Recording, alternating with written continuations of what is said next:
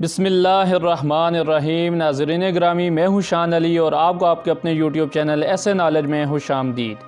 معزز ناظرین، آج کی ویڈیو میں آپ دیکھیں گے کس طرح سامری جادوگر نے ایک سونے کا بچڑا بنا کر بنی اسرائیل سے اس کی پوجا کروائی، اور جب انہوں نے حضرت موسیٰ علیہ السلام کی تکذیب کی تو کس طرح کوہ طور ان پر صاحبان کی طرح کھڑا ہو گیا۔ تو یہ سب جاننے کے لیے ویڈیو کمپلیٹ دیکھیں، اور اگر آپ اسلامک سٹوریز اور ہسٹوریکل ویڈیوز روزانہ دیکھنا چاہتے ہیں تو ہمارے چینل کو سبسکرائب کر دیں، کیونکہ ہم آپ کے لیے اس طرح کی معلوماتی ویڈیوز روزانہ لاتے رہتے ہیں۔ ناظرین گرامی، فرعون کی ہلاکت کے بعد بنی اسرائیل اس کے پنجے سے آزاد ہو کر سب ایمان لائے، اور حضرت موسیٰ علیہ السلام کو خدا بند کریم کا یہ حکم ہوا کہ وہ 40 راتوں کا کوہ طور پر اعتکاف کریں۔ اس کے بعد انہیں کتاب یعنی تورات دی جائے گی۔ چنانچہ حضرت موسیٰ علیہ السلام کوہ طور پر چلے گئے اور بنی اسرائیل کو اپنے بھائی حضرت ہارون علیہ السلام کے سپرد کر دیا۔ آپ 40 دن تک دن بھر روزہ دار رہ کر ساری رات عبادت میں مشغول رہتے۔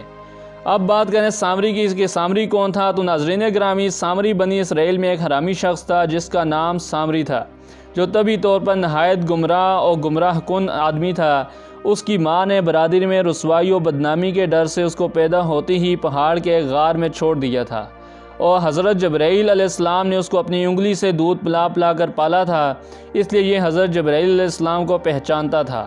اس کا پورا نام موسیٰ سامری ہے، اور حضرت موسیٰ علیہ السلام کا نام بھی موسیٰ ہے۔ موسیٰ سامری کو حضرت جبرائیل علیہ السلام نے پالا تھا، اور حضرت موسیٰ علیہ السلام کی پرورش فرعون کے گھر ہوئی تھی، مگر اللہ تعالیٰ کی شان کے فرعون کے گھر پرورش پانے والے حضرت موسیٰ علیہ السلام تو خدا کے رسول ہوئے، اور حضرت جبرائیل علیہ السلام کا پالا ہوا موسیٰ سامری کافر ہوا، اور بنی اسرائیل کو گمراہ کر کے اس نے بچڑی کی پوجا کرائی۔ جن دنوں حضرت موسیٰ علیہ السلام کوہ طور پر معتکف تھے، سامری نے آپ کی غیر موجودگی کو غنیمت جانا اور یہ فتنہ برپا کر دیا کہ اس نے بنی اسرائیل کے سونے چاندی کے زیورات کو مانگ کر پگھلایا اور اس سے ایک بچڑا بنایا، اور حضرت جبرائیل علیہ السلام کے گھوڑے کے قدموں کی خاک جو اس کے پاس محفوظ تھی، اس نے وہ خاک بچڑے کے منہ میں ڈال دی تو وہ بچڑا بولنے لگا۔ پھر سامری نے بنی اسرائیل سے یہ کہا کہ اے میری قوم، کہ حضرت موسیٰ علیہ السلام کوہ طور پر اللہ تعالیٰ کے دیدار کے لیے تشریف لے گئے ہیں، حالانکہ تمہارا خدا تو یہی بچڑا ہے، لہٰذا تم لوگ اس کی عبادت کرو۔ سامری کی اس تقریر سے بنی اسرائیل گمراہ ہو گئے، اور 12,000 آدمیوں کے سوا ساری قوم نے چاندی سونے کے بچڑے کو بولتا دیکھ کر اس کو خدا مان لیا، اور اس کے آگے سرب سجود ہو کر اس بچڑے کو پوجنے لگے۔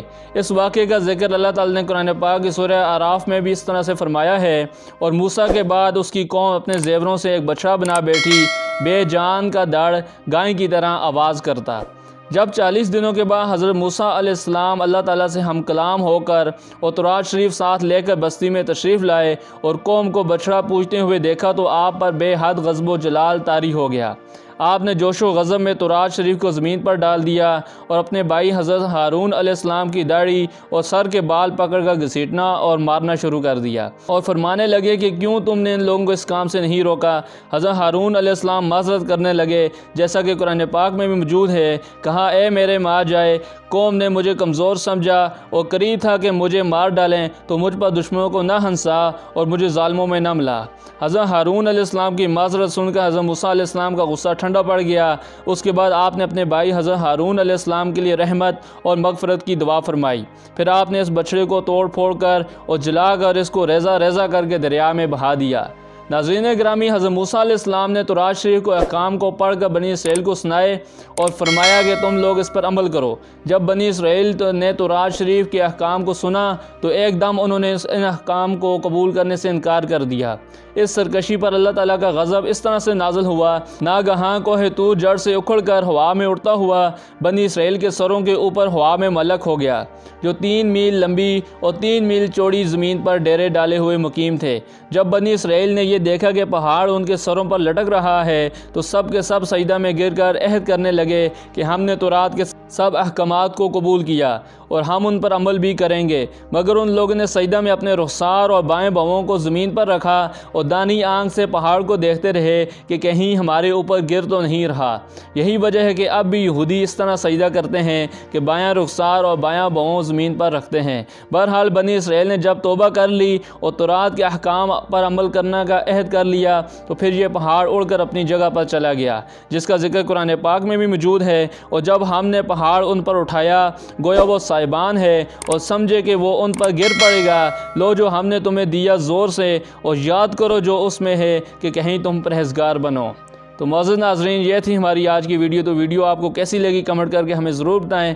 اگر چینل پر نیو ہیں تو چینل کو سبسکرائب کر دیں، کیونکہ ہم لاتے رہتے ہیں اس طرح کی معلوماتی ویڈیوز آپ کے لیے روزانہ۔ تو آپ سے ملاقات ہوگی آنے والی نئی ویڈیو میں، تب تک اپنا اور اپنے پیاروں کا خیال رکھیں۔ اللہ نگہبان۔